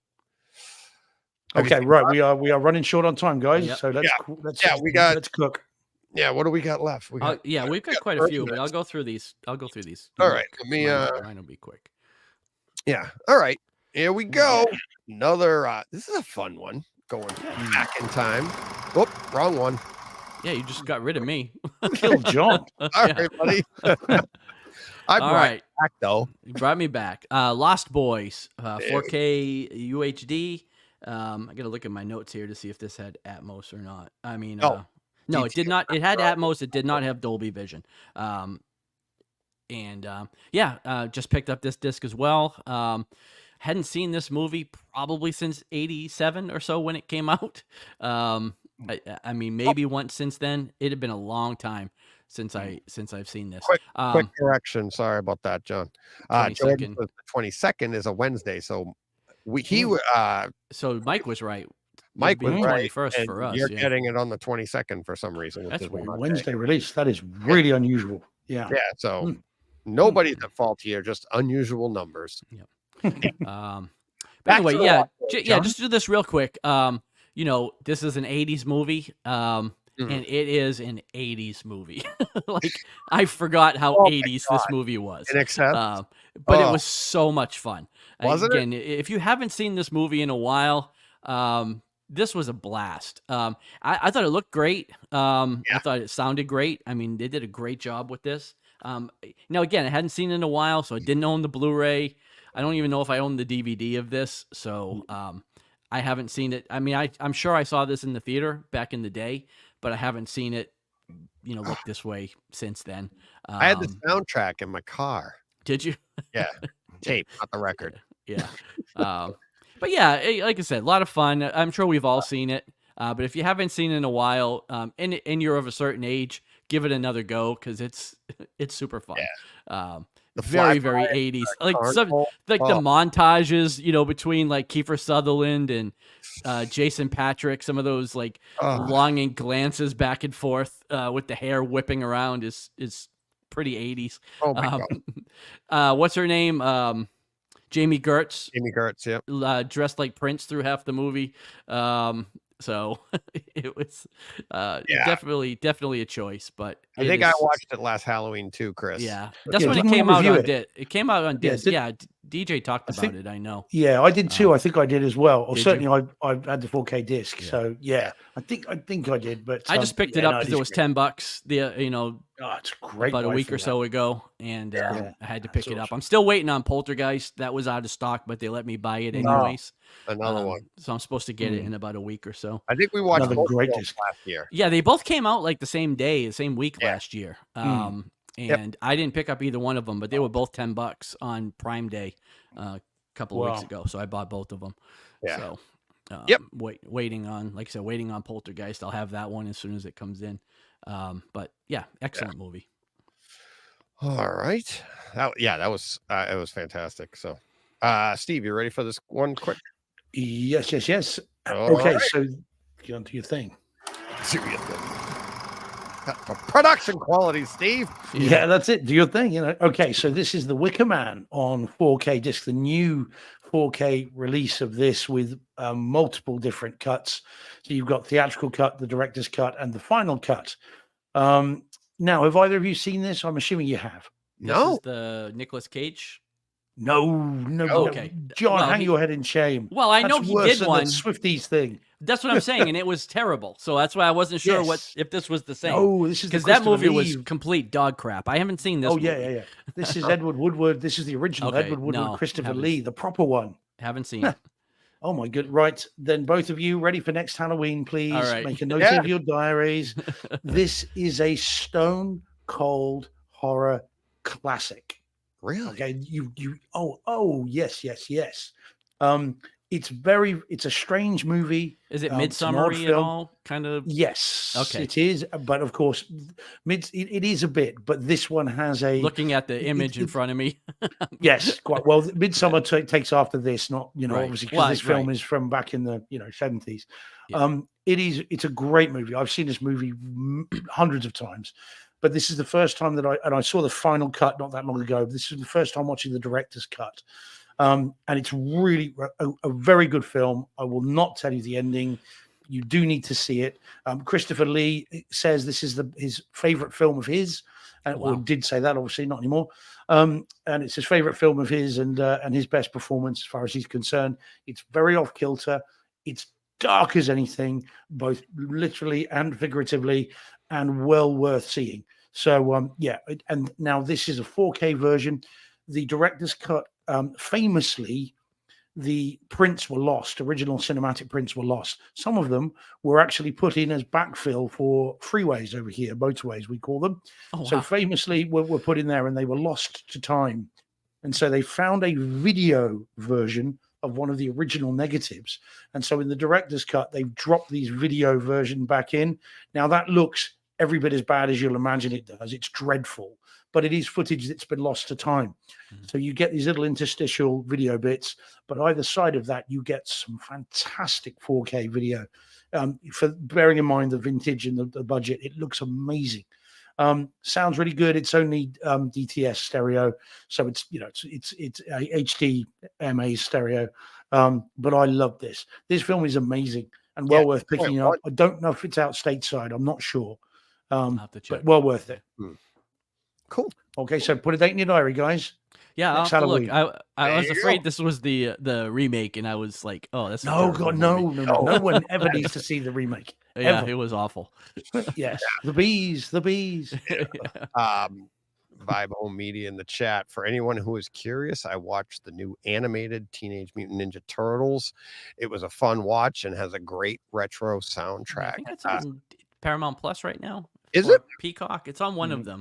I haven't had a chance to watch it yet. But Couldn't agree more, Vibe. I saw it and it's awesome. I thought I talked about it here on the show. You haven't seen it yet, John? no, I didn't get to the theater to see it, and I don't know if I'll stream it. I might just wait for the disc to come out. I was shocked. Remember, I was shocked at how good the movie. I loved the movie, but the home theater experience I thought was amazing too. So, yeah, definitely highly recommend that one. Good call, Vibe. Let's see. I am going to bump Steve. You want to bump the? I'd like John. Do you want to do? Yeah, I was going to say we'll do your next one. You can bump the 2009 one. You can bump that. DJ, I'm going to like, bump both of those next week, right? Yeah, That'll that's fine. fit better. But I do want to see John. I want to hear about John. I'm going Well, to. you're gonna do your next. You've got Christine next. Are you doing that? Or are you bumping? I'll that? do that next week. Yeah, but Oh, I do okay. want to hear your because we've already done this one. Oh so- well, that's what I was gonna say. You could skip mine, but people are Right. now like, well, all why right. don't we And just you end know the what? show? We'll do? Let's go. But Yeah, you guys have both talked about this. I'll just do it real quick. Sleepy Oh, okay. Hollow 4K. I mean, you don't have to put the picture up if you don't want to. It's just Sleepy I Hollow 4K. did the marking. You're killing me here. There's a rhyme and a reason, pal. I need. Well, I'm just saying that we're in a hurry, and you guys spent a lot of time on this, so I won't spend yeah. any time on it really. I did pick up the disc based on you guys talking about it. Yeah, everything you said. This is fantastic. It's again another movie I had not seen in a long time, probably since it came out. Yeah. And so I was entertained because I didn't even remember a lot of it. I mean, I know I had seen it, but it was kind of new. A lot of it was new to me. But yeah, it looks awesome. It sounds awesome. Super. There's a lot of dark scenes, and the blacks really pop. Yeah. I mean, It looks great. yeah, it looks awesome. And yeah, just a super fun movie. It's well worth picking up if you haven't. But like again, if you want to hear more about it, go back to 2 shows ago. Stephen DJ talked about it Rave about it. in depth. Yeah, Yeah. So- And if you want to that's hear, the problem with me. Like I hate to ago. do these movies after you guys have already talked to them, but I'm watching a lot of them because of you guys talking about them. But then I feel like I have nothing else to add because you guys have already done a deep dive into them. I think it should just be. My name is John Ciccone, and I support this message. Exactly. Yeah. But yeah, go back 2 shows and listen to Steve and DJ. But it excellent, well worth it. yeah. So There you go. And Brockstar on sale on Kaleidoscape starting today. oh nice. There you go. So all right. So I paid full price. Yeah. Of course I did. Let's see what else we got. So All are right. we skipping all the way to you and me? Yeah, let's go to you and I with the because I really want to talk about that one. This one here. And so we'll do this and then we'll wrap up with our conversation on the one we all did. And that should Okay. but this is a good one too. So take it away, John, because you inspired me to watch this. Yeah. Jerry. So another disc I just picked up, The Nightmare Before Christmas. I bought the 4K disc, so it's 4K HDR. There is no Atmos. It's in DTS Master Audio 7.1, I believe. Now I've seen this movie loads of times, but I probably have not owned it since DVD. I don't think I had the Blu-ray, and saw this on sale recently as well, and I had to pick it up. This is another one, animate. Obviously, it's an animated movie, and I didn't realize it's the same guy that did Coraline. I mean, Tim Burton's the director, but the animator is the same guy that did Coraline, and you can see some of the parallels here. But yeah, this is again. I thought it looked great. I thought it sounded great. I mean, so vibrant. Obviously this movie has a mood. I don't know if it's a Christmas movie or a Halloween movie. I wasn't quite sure when to watch it, but November 1st. I'm in my October kick, so I'm watching some Halloween movies. Yeah, I mean, so fun. I love this movie. I've seen it, like I said, loads of times. But I thought this movie looked fantastic. The 4K restoration here is great. The sound, again, we're up mixing to Neural X, so it's plenty of object-based sound going around, and it was phenomenal. So now I see you put streaming and Kaleidoscape, so you did both on this. Well, no, your note said NBC, so I didn't know what that Nightmare meant. Before Christmas. Oh, but I didn't know it was. I was like NBC. Oh, it's just Nightmare Before Christmas. Yeah. Okay, I'll change that. Okay, yeah. So nobody streamed it. Nobody streamed it. Yeah, no, I had it on Kaleidoscape 4K HDR. Sorry, I didn't mean to throw you off there. Yeah, I was like, well, I'm just reading them quick, and I'm like, yeah, all right, I'll ask them later. I just didn't want to type all that out. Right. I'm like, NBC, who even says that anymore? It's like a Peacock, or is that yeah. Anyways, but yeah, Jen and I saw you had it, and I said to Jen, I'm like, do you want to watch Nightmare Before Christmas? She's like, yeah. And like, neither of us had seen this in a long, long time. Yeah. And this is another one that you go, oh my God. It's like, Steve, last week when you were talking about like Spider-Man, like the animation and stuff and how good stuff like that can look. And for this, I mean, stop motion and all of this stuff, it's all based on lighting and how you get the character. You're trying to get that. And it's like, but when they made this, they didn't know what HDR was. They weren't shooting this for HDR, but oh my God, does it pop? I mean, the detail that you're getting and the textures of the clothes and the background, that the moon, and like, I'm looking at stuff in a way like we would have looked at stuff like, how do you make something glow on paper in art? How do you do that? And you look into what they're doing, and it's just, and I'm pointing stuff out like that to Jen, and I'm like, look at how they did it. I'm like, you see, oh my God, it is, I mean, awesome 4K. And like you said, the sound on this, it was just so festive, but like you said, and when it came out, everybody was like, is this a Christmas or is it? I don't know what time of year it came out originally. I would imagine Halloween, but I don't remember. But it is definitely one that, like, it should be almost like a November 1st tradition, right? And it's like, because that's what it's about. And but yeah, lots of fun, great home theater experience, great for kids. I think it was spooky and scary at times, but I think just enough for kids. When was the last time you saw it, Steve? Not for a long time.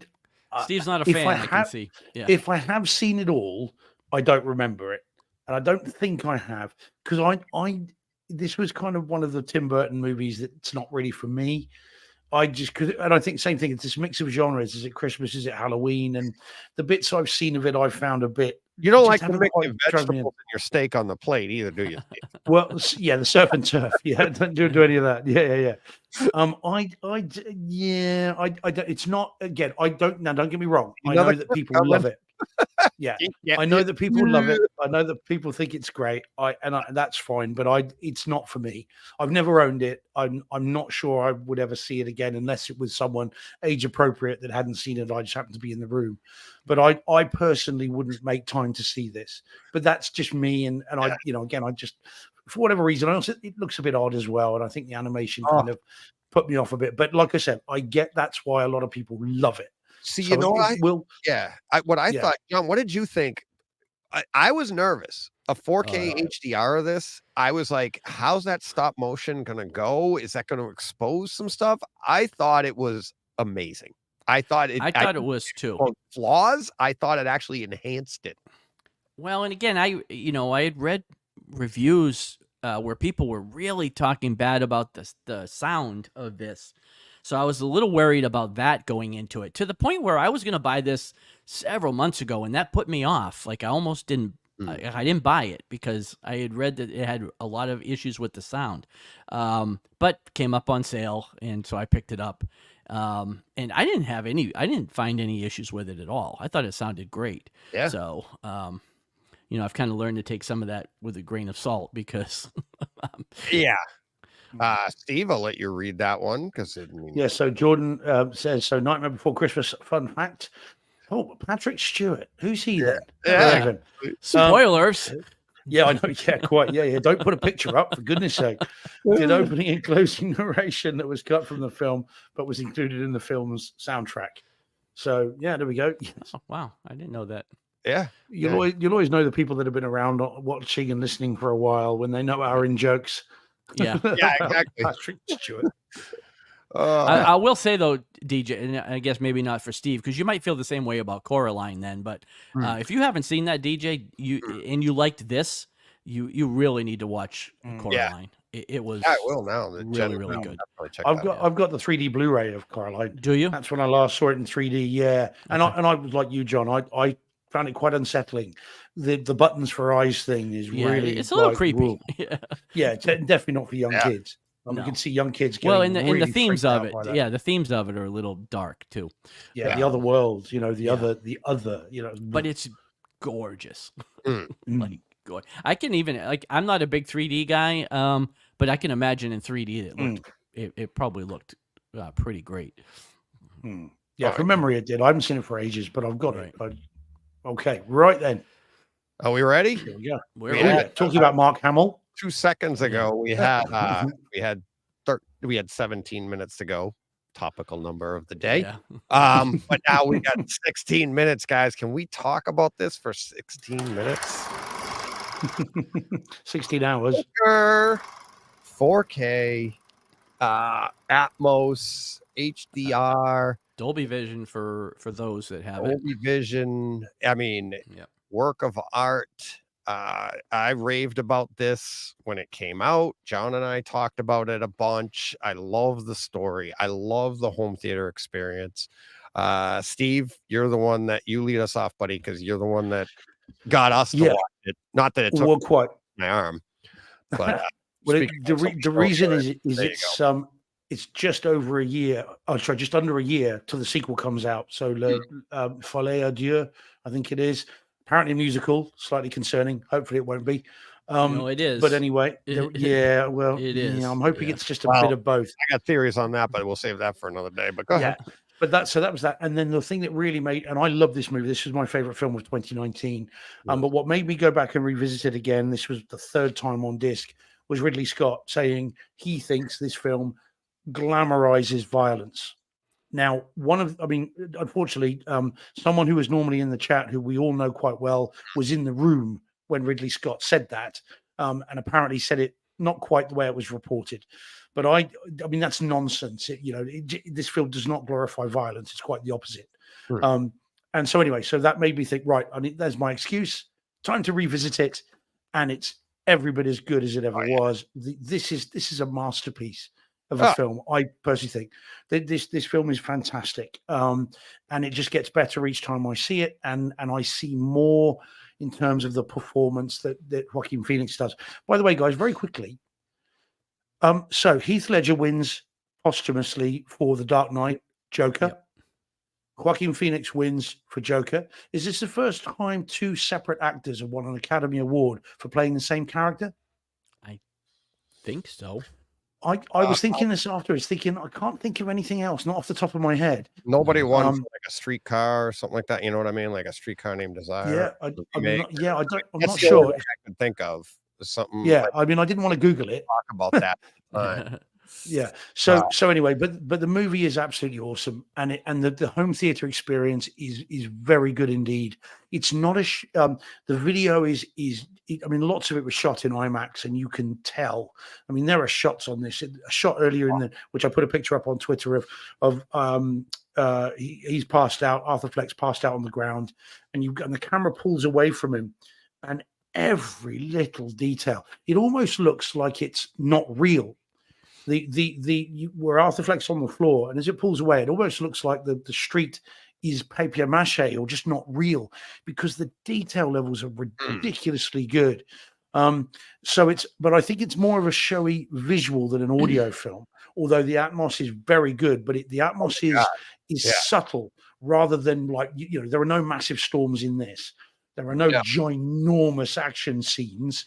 It's No, the but subway scene it's was atmospheric. Yeah, but it's more pretty atmospheric, light, I yeah. think, to me. and the score, the way they, when you watch it, like I haven't seen this in probably a little over a year, but when it came out, I watched it multiple times, and I was analyzing the bejesus out of this, and it was, and I think the way they use the score, the way they like the idea of this is any of it real?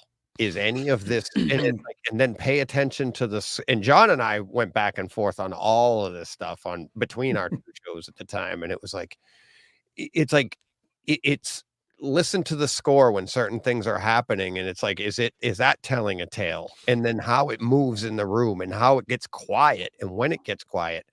And if you've seen this movie, notice when he's dancing, and that's kind of what I'm wondering the musical is going to be about, because he's dancing at certain times when you're like, what the heck? Now, is that his imagination? Is that the trigger of his, like, is that showing like what is real, what isn't real, what is, like you said, it's this is a movie about, I don't think you said it today, but you said it the other day, it's about mental health and stuff.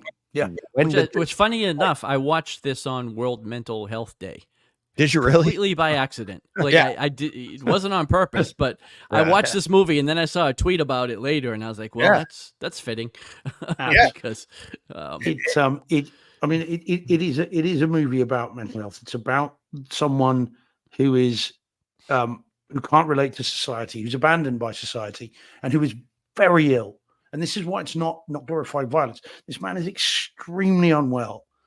And all of these various factors, it's about child trauma. It's about how people deal with that, and about what happens when you abandon someone with this illness in society and expect them to cope with it and not expect them to vent in some way.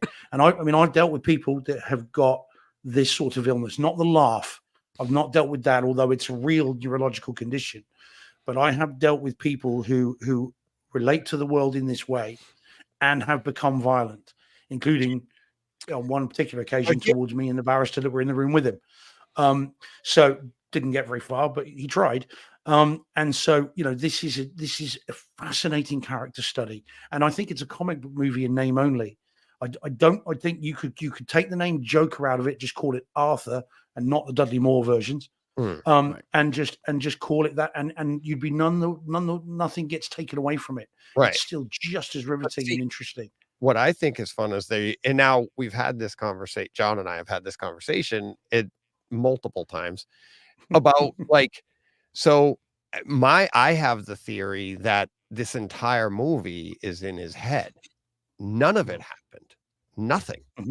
And when you see it wind up in where you say, like, you take the comic book movie out of it and it's not a comic book. I'm like, no, they're actually using the comic to portray this.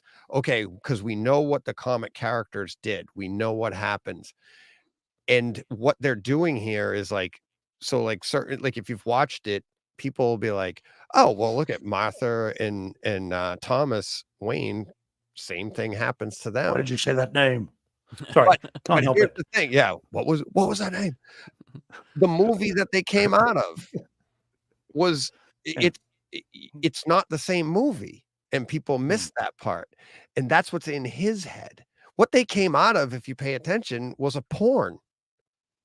Martha and Thomas come out of a porn movie with their son. I thought it was it's the Gay Blade, isn't it? The Zorro. Yeah, it was Zorro, the Gay Blade. The Gay Blade. Gay Blade. But then the name, I think they're referring to like a porn because the one above it is like blow something.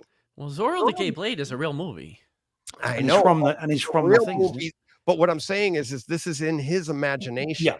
Because the real movie was Zorro, right? Well, and right, but they're trying to make this happened in current times, not. It's not even current times. It was in the 80s. It's set in the 80s. Well, 80s. Right. But the Zorro the Gay 80. Blade would have come out in that time. Right. Where Zorro would have come out in the 50s, Right. And I just think they use that as an updated timeline. And then, but then all of the things that he does after that, but then he's in he ends up I mean, it's just how he ends up where he ends up, and then but now he's got gray hair.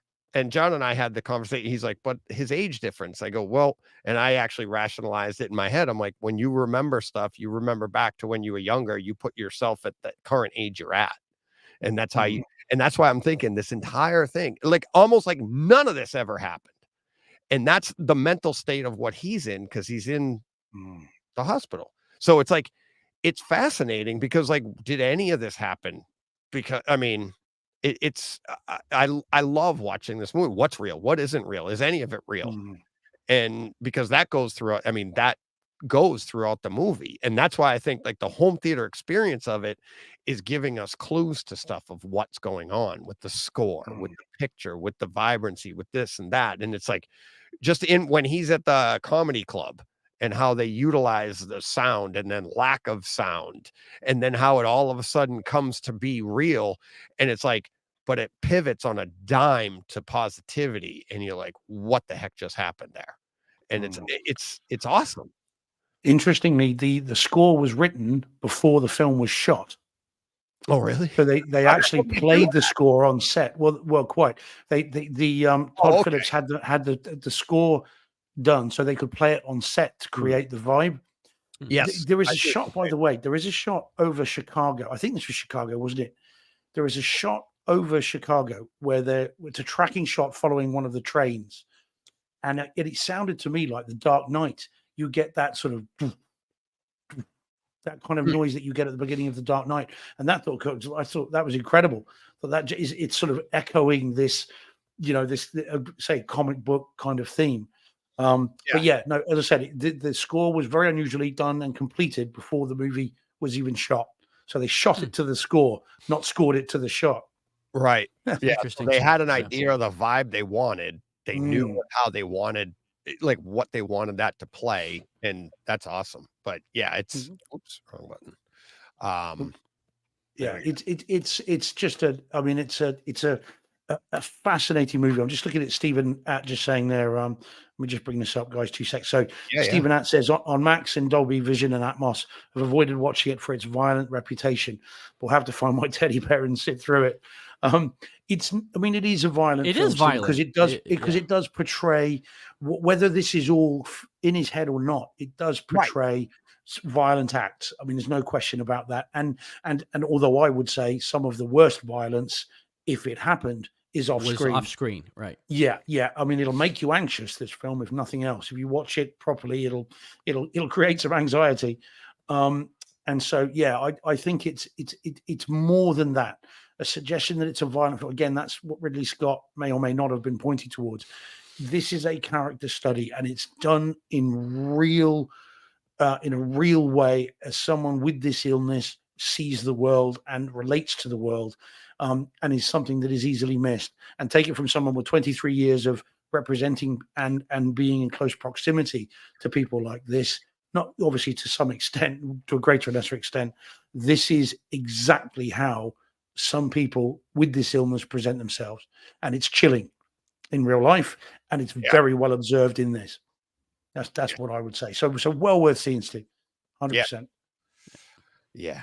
It's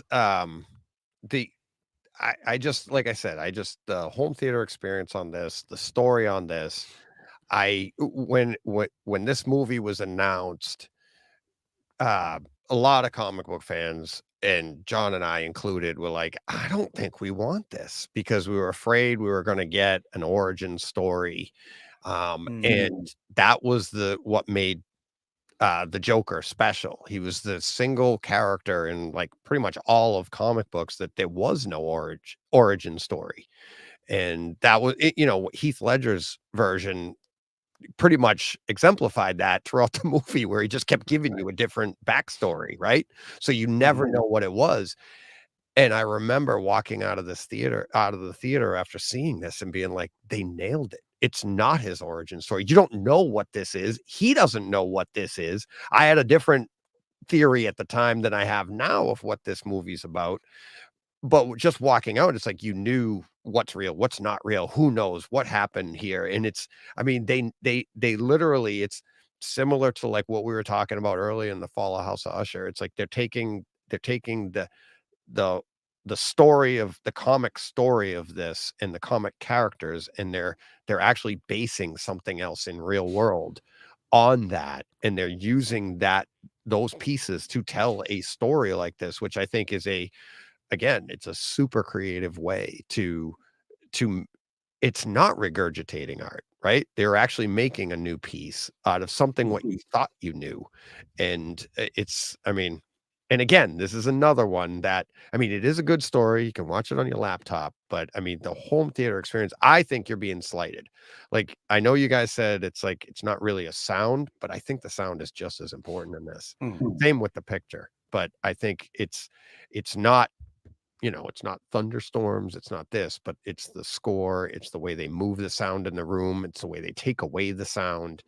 And if you don't have that dynamic, or you reduce it by watching it on with a single speaker at the bottom of your laptop, it's not exactly the same experience. So yeah, it's one of those effective Atmos tracks rather than showy Atmos tracks, which can be every bit as effective. They get under your skin just as much, but you don't then go, oh my God, did you hear that explosion? Oh my God, did you, it's the whole, it's of a piece. The whole is actually what you need to kind of experience. So yeah, I agree 100%. Yeah, it's a home theater movie all day long. Yeah. So John, any last words on that? No, well, not really, because I know we're really pressed for time. All I'll say is this was the second viewing for me. I have owned the disc for quite a while. I've never watched it. I saw this in the theater. DJ, you'll remember. I liked it. I didn't love it. Right. Because I think I went into this with a huge chip on my shoulder, because I absolutely did not want this movie to exist for all the reasons we spoke about. I'm a big comic guy, and I begrudgingly went I agreed with you. And like I said, and I liked it, but I didn't love it. Watching it this time around, I have a much deeper appreciation for it. So I think it needs multiple viewings, because there's many layers to this film. And, and maybe in more than two, maybe another one, because like you said, you don't know everything that's happened 100%. And there's a lot going on in this film, but yeah, I think I have, like I said, I enjoyed it much more this second time around than I did the first time. So my 2 cents on it. Yeah. Great. Well said. Awesome. Because it does need multiple viewings, and you'll see more and hear more with every viewing. So, but yeah, we just hit 6:30, so I do have to get out of here. Thank you everybody for tuning in. Thank you, Chris, Joe, Greg, and Shane for the super chat. Thank you kicking us off like that. That was amazing. And we'll be back on Tuesday. We got a live show. We got the 24-hour live show coming up. We got all sorts of fun stuff. Next week's Takeover Tuesday, another amazing conversation. We're going to get into a little bit of calibration. We're going to have that conversation. So I will see everybody then, or see you next Tuesday. But boy, that was bad. Yeah. Careful with that. Yeah. Okay. Gotta go apologize and celebrate a birthday. So everybody, thank you very much. We'll see you next week. Yeah, thank you. Let's go. Yep, there we go. And